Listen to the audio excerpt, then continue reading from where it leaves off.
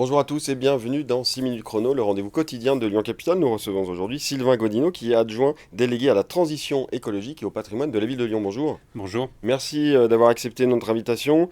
Alors vous êtes un peu le monsieur lumière de la ville de Lyon. La ville de Lyon, elle vient de présenter son nouveau plan lumière. C'est le troisième plan lumière. Petit rappel, le premier plan lumière qui était le premier de France date de 89 avec Michel Noir et son adjoint en urbanisme Henri Chabert. Il y a eu un deuxième plan lumière en 2004 et donc c'est le troisième plan lumière de la ville de Lyon. Quels sont les grands enjeux aujourd'hui de la lumière? Alors ce plan lumière, donc comme vous le dites, c'est le troisième. Donc ça veut dire qu'il y a déjà une habitude de la ville, qu'on appelle la ville lumière, qui a un vrai savoir-faire sur le sujet. Donc on a passé les 2 premières années là, du mandat à faire le bilan des 2 précédents plans lumière. Et on a choisi de retenir 3 axes majeurs pour ce Ok. plan lumière. Le premier, c'est la qualité lumineuse. Bien sûr, il s'agit de toujours améliorer la beauté de la ville la nuit. Ça reste l'objectif principal du plan lumière. Le deuxième, c'est la sobriété, c'est-à-dire qu'aujourd'hui, les choses ont changé, il faut qu'on tienne mieux compte de la pollution lumineuse pour la biodiversité et pour la santé des Lyonnaises et des Lyonnais. Et puis le troisième, c'est la citoyenneté, c'est-à-dire qu'aujourd'hui, la lumière, c'est devenu un bien commun. Tous les Lyonnaises et les Lyonnais sont attachés au paysage nocturne de Lyon. Et donc, il y a un enjeu à mieux intégrer les parties prenantes dans la discussion autour de la lumière. Parce qu'on a constaté, on a fait une photo aérienne, on a constaté que la moitié de la pollution Il lumineuse était privé vient du d'origine. privé, Ouais, c'est ça. c'est des hôtels, des commerçants qui éclairent leurs vitrines, leurs immeubles.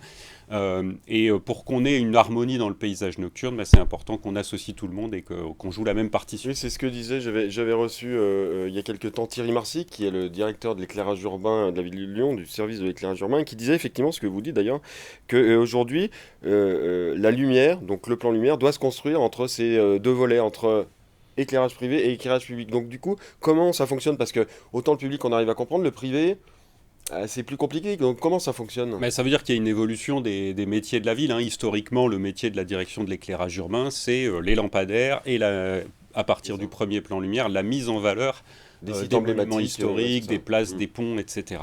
Donc c'est ces 2 compétences-là qu'ils ont fortement développées. C'est vrai que là, on arrive sur une troisième compétence qui va plus être une compétence de médiation.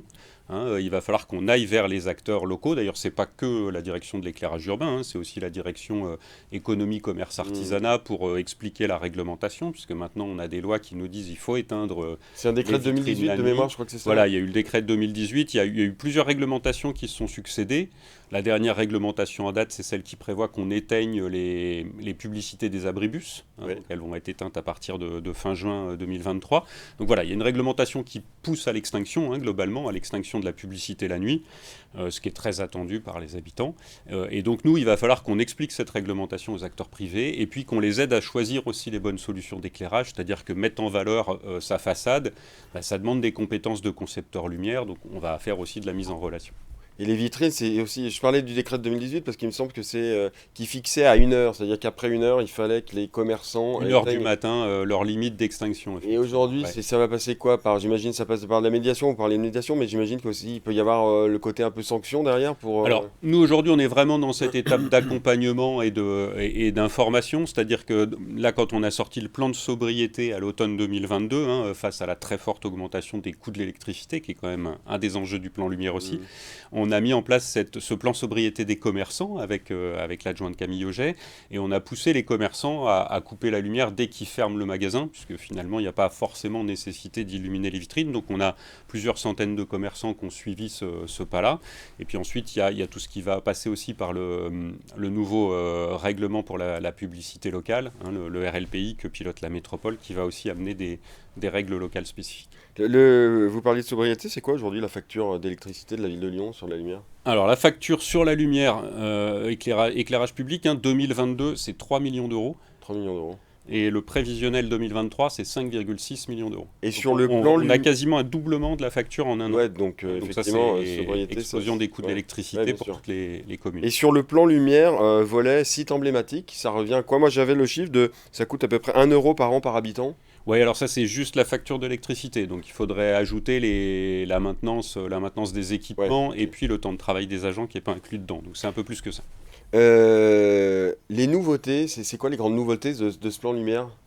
On va dire la grande nouveauté, elle est autour de la prise en compte de la sobriété plus fortement qu'avant. Avant, on avait un objectif que Gilles Bunat, adjoint au maire à Gérard Collomb à l'époque, avait introduit dans la lignée du protocole de Kyoto. Il avait dit qu'il faut qu'on accélère Oui, les c'était déjà économies d'énergie. tout à fait. Donc c'était Mm. déjà dedans. Mm. Mais là, l'objectif, c'est vraiment de prendre en compte la biodiversité. Donc on fait beaucoup plus attention à la pollution lumineuse. En début de mandat, on a révisé tous les horaires d'extinction des parcs et jardins, par exemple, pour que la biodiversité puisse dormir la nuit, on va dire. On fait aussi plus attention à la pollution lumineuse pour les habitants, donc on travaille aussi sur les luminaires pour réduire les effets de réverbération de lumière. Ça, c'est un premier axe. Le deuxième axe, il est dans la volonté de travailler plus collectivement, donc avec les conseils de quartier, avec les associations de commerçants, etc.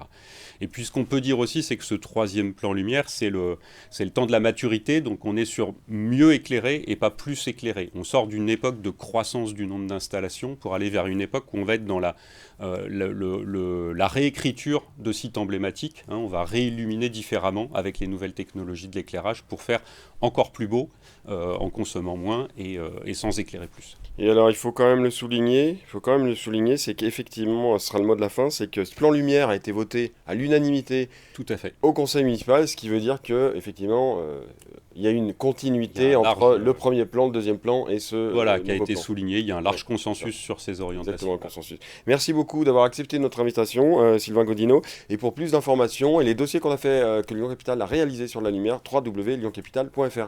À très bientôt, bonne journée, au revoir.